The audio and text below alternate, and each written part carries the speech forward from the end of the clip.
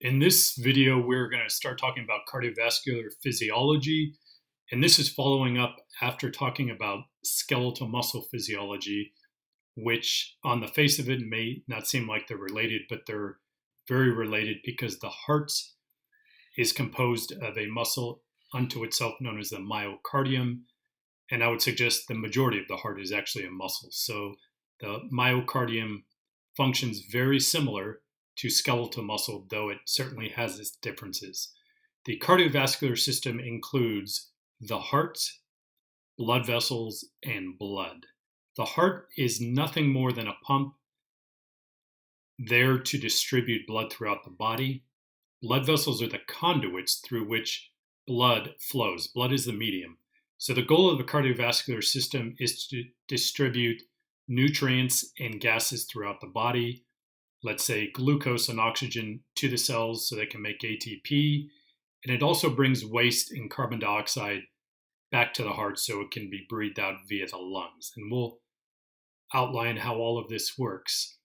But just so we're clear, in the blood is blood plasma, which is mostly water, but there's nutrients in there, there's hormones, there's antibodies, white blood cells, red blood cells, which carry the oxygen and some of the carbon dioxide, and a whole litany of things in blood. So the whole point of the cardiovascular system is to allow distribution of all these things throughout the body and to eliminate waste from cells and bring it back to areas where we can get rid of it.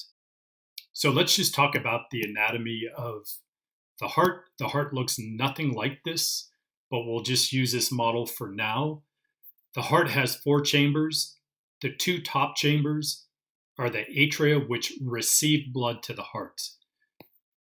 The right atrium receives oxygen poor blood coming back to the heart. The left atrium receives oxygen-rich blood coming back to the heart. And just so I'm clear, I'm describing this in standard anatomical position, whereas this individual would be facing you. That's why I'm calling this the right, even though as you're facing it, this is to your left. So once again, this is the right atrium, this is the left atrium. The atria are receiving chambers. Blood returns to the heart into atria. Below the 2 atria are ventricles, and ventricles are pumps that are pumping blood away from the heart. Here is the right ventricle, which is pumping oxygen-poor blood to the lungs so it can pick up more oxygen and get rid of carbon dioxide.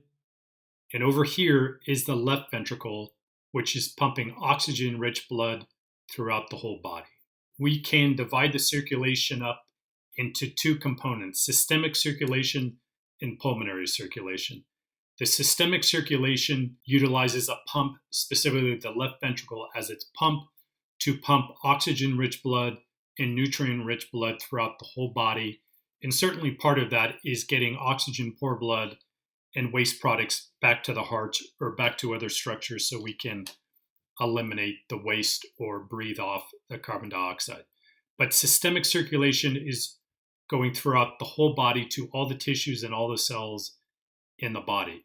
The pulmonary circulation is dealing with the lungs. It's the pump is the right ventricle, which is pushing blood up to the lungs to get rid of carbon dioxide and to pick up oxygen.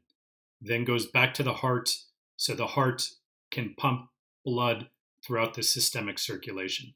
I just want to point out another circulation that we'll frequently talk about and possibly you have heard about, and that's the coronary circulation. The coronary circulation is a circulation specific to the myocardium, to the heart muscle. So all tissues in the body need oxygen to maintain life, to maintain cellular activity, and the heart muscle is no different. So the coronary circulation is merely taking blood to the myocardium, really from the left ventricle, but it branches off of the base of the aorta to provide oxygen-rich and nutrient-rich blood to the heart muscle. And we'll elaborate on that as we move forward. So let's talk about the different types of cells. There's 2 main types of cells that make up the myocardium. There are contractile cells, which are myocardial contractile cells that function very similar to skeletal muscle cells. They contract, create tension and force, and that's what pumps blood throughout the body or to the lungs. But we also have autorhythmic cells, myocardial autorhythmic cells, that set the intrinsic rate or rhythm of the heart. The heart is capable of beating in the absence of nervous stimuli. I will tell you right at the outset, I would suggest it rarely does because it may be modified by parasympathetic activity or sympathetic activity, respectively. But the rhythm can be set by these automatic or autorhythmic cells that tell the heart to beat, say, every 60 times per minute, 70 times per minute, whatever the case may be. Myocardial autorhythmic cells are minimally contractile, if at all. So the mechanical activity of the heart, the pumping action is carried out by the myocardial contractile cells, which I will generally refer to as MCCs, just as an abbreviation, and the myocardial autorhythmic cells, which I will refer to as MACs, set the pace or rhythm of the heart. So significant to the cardiovascular system is the relationship between pressure and volume. And this is going to come up repeatedly when we talk about the cardiovascular system. So if we have an increased volume of a container, the pressure is going to decrease. If we have a decreased volume of a container, the pressure will increase. So the best way to think about at least this second one, decreased volume of a container, pressure will increase.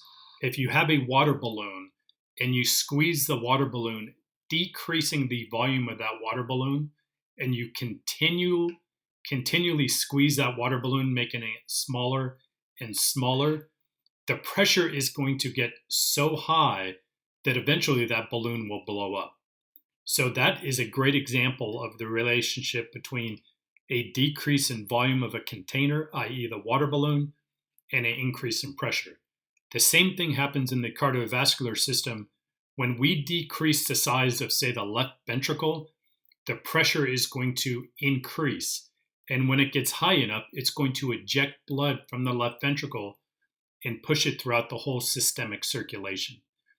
If we increase the volume of a container, pressure is going to go down.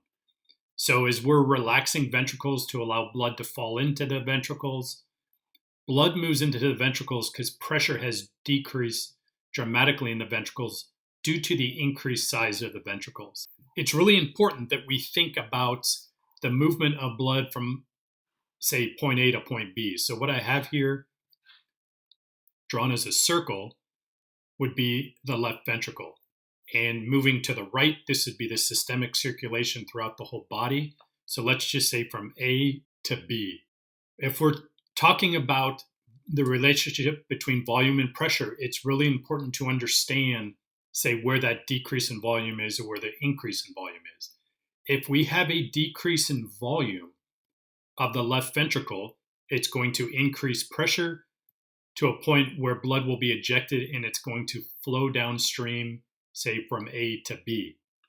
But if for some reason the volume is decreased down around, that's going to inhibit blood flow or minimize blood flow from left to right.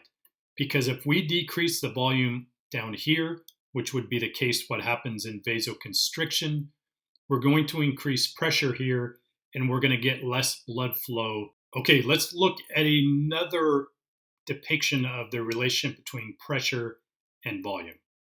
Pressure and volume do not always have an inverse relationship. Previously, I was suggesting if we have a decrease in volume, we have a corresponding increase in pressure.